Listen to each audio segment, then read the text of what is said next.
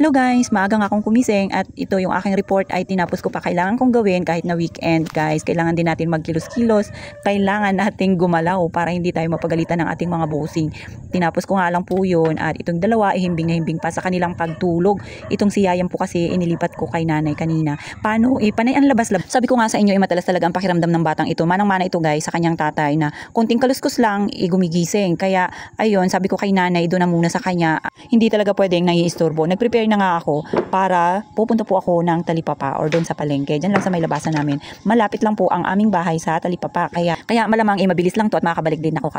Nakapaglinis na rin kasi ako ng bahay. Alam ko naman na si nanay matatanghalian talaga yun sa pagising. Gawa ng katabi niya nga si Yayam. Hindi siya kaagad-agad nakakaalis. Kaya yan, ready na rin yun sila guys. Tamang magluluto na lang ako. Pagdating ko, syempre mamimili pa ako. Kailangan ko bumili para sa aming bulinggit. Naubusan na nga rin po pala kami ng kanyang merienda. Kasi pagka gusto niyang kumain guys, kumukuha lang yan siya. Hindi na siya humihingi kay nanay. Talagang marunong na siya magbukas ng ref. At makikita mo na lang, ubus na yung kanyang merienda kasi binabalik-balikan niya. Nagtaka nga ako. Kasi yung batang ito dati guys is nagdedede pa sa bote. Tapos nagbe-breastfeed pa sa akin. Pero ngayon napansin ko, halos ayaw niya nang dumede sa bote. Kaya sa akin na lang rin siya nagdedede pagkagabi. Kaya ayun guys, kailangan ipakainin natin ang pakainin.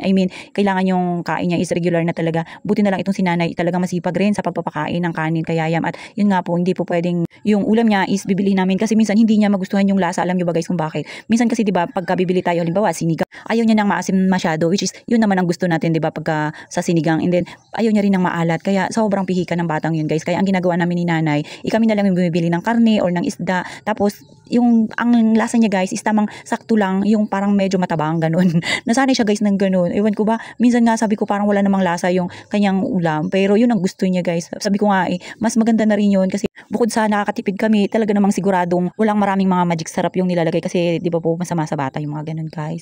So kaya ganun. At isa pa, nakakatipid na rin kami kasi yung mga gulay is nakukuha na lang namin dito sa aming bakuran. Talaga namang nakatipid kami guys ng sobra. Every luto namin, dito na lang kami sa bakuran namin kumukuha, lalo na sa pagkain ng Yayam kasi yun na nga guys, masustansya rin naman talaga yung pagkain ng gulay, lalo na yung mga malunggay, yung mga talbos ng kamote guys. Yun yung mga tanim namin dito sa tabing bakuran namin. Kaya yun pa lang naman guys, hindi pa kami nakakapagtanim ng mga sita, mga ganyan kasi maliit pa yung isa. Pero dati nakapagtanim na rin kami ng mga talong, okra, kaya lang marami pong lamok. Kaya yun, yung iba binunot na namin. Nandito na nga po pala ako ngayon sa Dragman. Maaga pa ako dito guys kasi alas 7 pala yung open nito. Kaya inantay ko na kasi pumunta ako rito kanina mga 6:50. So hindi na ako umalis. Akala ko nga kanina guys is open na siya kasi laki na bukas ng kanilang pinto. Kaya lang sabi pala ng guard, sakto pala 7 o'clock na sila nag-open. Kaya inantay ko na, hindi na rin po ako umalis kasi nandito po yung mga merienda, yung mga paborito ni Yayam at hindi ka makakabili doon sa Talipapa. Wala kasi silang ganun guys. Kaya inantay ko na, tsinaga ko na ilang minuto na lang din naman.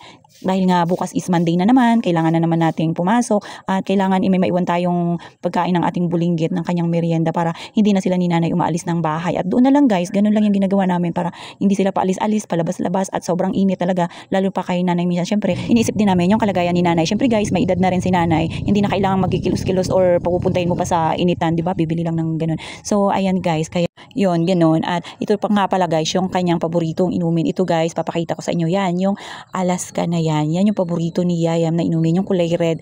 Kaya pag nilagay mo yan sa rep, ubus ka agad yan siya guys. Sobrang nakakatuwa yung bulinggit na yun. Basta kompleto lang lagi sa vitamins at hindi nagkakasakit. Masaya na, di ba guys? Kasi mahirap ngayon magkasakit. Nako po, lalo pat taghirap at wala tayong pambayad sa ospital. Kaya ingat-ingatan natin yung ating mga anak, lalo pa ngayong tag-ulan. At yan nga guys, pagdating sobrang tahimik pa rin dito sa bahay nila pag kulang ito yung aking daladalahan at sinilip ko nga rin sila dito sa bintana. Sobrang himbing pa ng kanilang tulog.